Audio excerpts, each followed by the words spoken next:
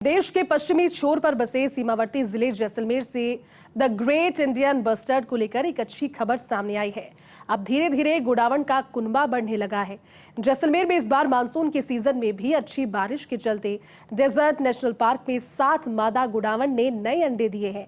तो वहीं breeding centre में भी गोडावण ने मैटिंग कर 2 नन्हे गोडावण को जन्म दिया है।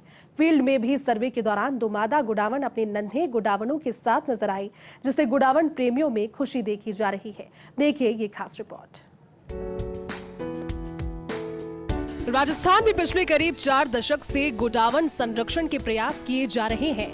इस पर अब तक करोड़ों रुपए खर्च किए गए और विदेशी विशेषज्ञों ने भी यहाँ के ब्रीडिंग सेंटर में प्रयास किए। इसी का परिणाम है कि अब तक सम और रामदेवरा के ब्रीडिंग सेंटर में कुल 29 गोडावणों की फौज तैयार हो गई है। तो वहीं ब्रीडिंग सेंटर में हैचिंग से लेकर गोडावण के बड़े होने तक उनका पालन पोषण किया जा रहा है। ब्रीडिंग सेंटर में ही जन्मे गोडावण अब नई पीढ़ी को भी जन्म दे रहे हैं। इसे सेंटर की बड़ी सफलता के रूप में देखा जा रहा है।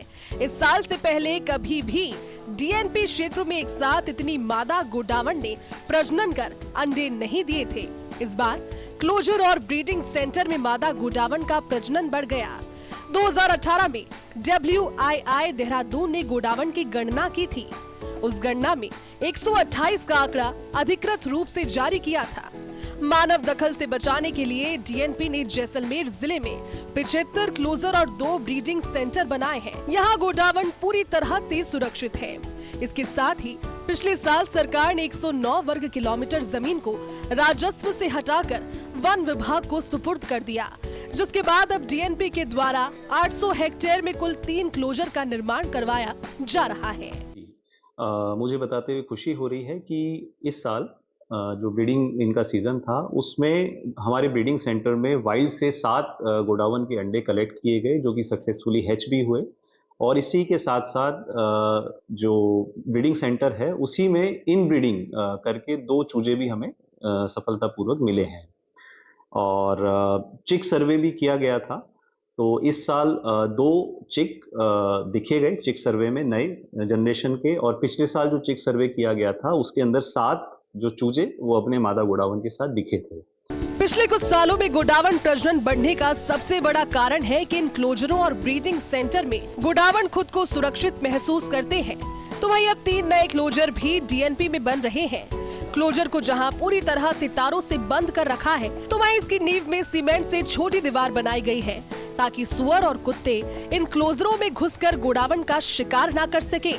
पिछले सालों में हुए प्रयासों और इस साल के सुखद परिणामों के बाद माना जा रहा है कि अब गणना की जाए तो गोडावण की संख्या 200 के पार होने की संभावना है। राज्य पक्षी गोडावण को लेकर सरकार चिंतित है और गोडावण के संरक्षण को लेकर बेहद गंभीरता से काम कर रही है। राजस्थान वन विभाग द्वारा गोडावण संरक्षण की योजना रंग ला रही है, क्योंकि पिछले करीब 4 दशक से गोडावण संरक्षण के जो प्रयास किए जा रहे थे, जिसमें कभी भी सकारात्मक असर देखने को नहीं मिला है। अब तक करोड़ों रुपए खर्च करने के साथ साथ विदेशी विशेषज्ञों ने भी गोडावण के कुनबे को बढ़ाने के प्रयास किए हैं, जिससे अब तक सम व रामदेवरा के ब्रीडिंग सेंटर में 29 गोडावण की फौज तैयार हो गई है। ब्रीडिंग सेंटर में हैचिंग से लेकर गोडावण के बड़े होने तक उनका पालन पोषण किया जा रहा है, और अब तक ब्रीडिंग सेंटर से ही जन्मे गोडावण में नई पीढ़ी को भी जन्म दे रही है।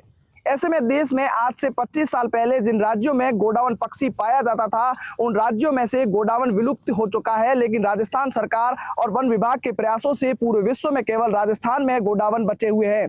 सरकार के विशेष प्रयासों से लगातार गोडावण का कुनबा अब बढ़ता जा रहा है, जिससे अब तक रेगिस्तान में अब फिर से बड़ी संख्या में गोडावण देखने को मिल सकते हैं। सहयोगी तन्मय बिस्सा के साथ सूर्यवीर सिंह तंवर, फर्स्ट इंडिया, जैसलमेर।